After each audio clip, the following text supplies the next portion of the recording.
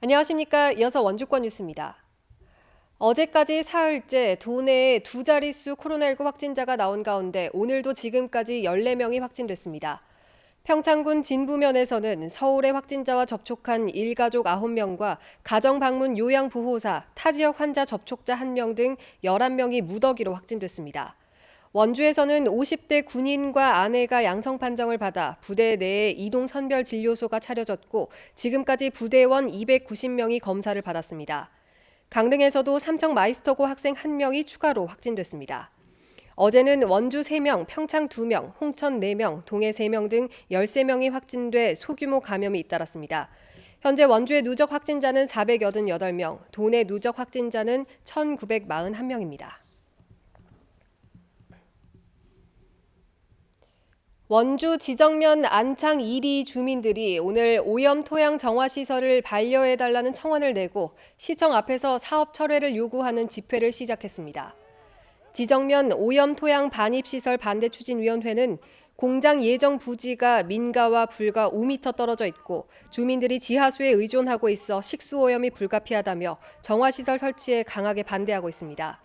해당 업체는 춘천에서 정화시설을 운영하며 횡성에 시설을 신축하려다 주민 반발에 부딪히자 이번엔 원주에 시설을 짓겠다며 허가 절차를 밟고 있습니다.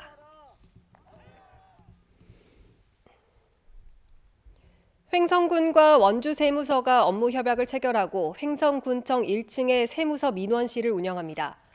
원주 세무서 민원실에는 세무서 직원 1명이 파견돼 국세 관련 사업자 등록 신고와 휴 폐업 신고, 소득 금액 증명 발급 등의 국세 관련 업무를 처리하게 됩니다. 오는 15일부터 평일 오전 10시에서 오후 5시까지 운영하고 국세 납부를 위해 원주까지 이동해야 하는 횡성 지역 주민들의 불편이 해소될 전망입니다. 영월읍 사무소에서 시외버스 터미널까지 350m 구간 전선을 땅 밑에 설치하는 지중화 사업이 완료됐습니다. 영월군은 한국전력과 18억 2천여만 원을 들여 최근 기존 전주 15대를 철거하고 전선과 장비를 지중화하는 사업을 마쳤습니다.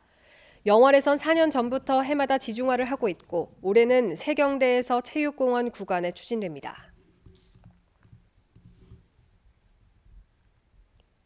원주 소방서가 원동 일대 고지대 주택 밀집 지역 노후주택 62가구에 단독 경보형 감지기와 소화기를 설치했습니다. 이번 사업은 화재 안전 취약 지역에 화재로 인한 인명피해를 줄이기 위해 추진 중인 안전자립 네트워크 구축의 일환으로 감지기 112개와 소화기 42대가 설치됐습니다. 마을 주민과 사회복지사 등을 대상으로 화재 장비 설치와 사용법 등 소방 안전 교육도 진행됐습니다. 밥상공동체 종합사회복지관은 오늘 원주시 돌봄 사업의 일환으로 무인 감지 시스템 보드미를 독거 가정 100곳에 보급했습니다. 환경 데이터 수집 센서 기기 보드미는 어르신이 일정 시간 움직임이 없거나 온도, 습도 등에서 이상 징후가 의심될 경우 복지관과 원인동 마을관리소에 설치된 안전 현황판에 실시간 상황을 전송합니다. 한편 복지관은 지난해부터 어르신과 대화하는 인공지능 인형 효도리를 60여 대 보급해 어르신의 안전도 돌보고 있습니다.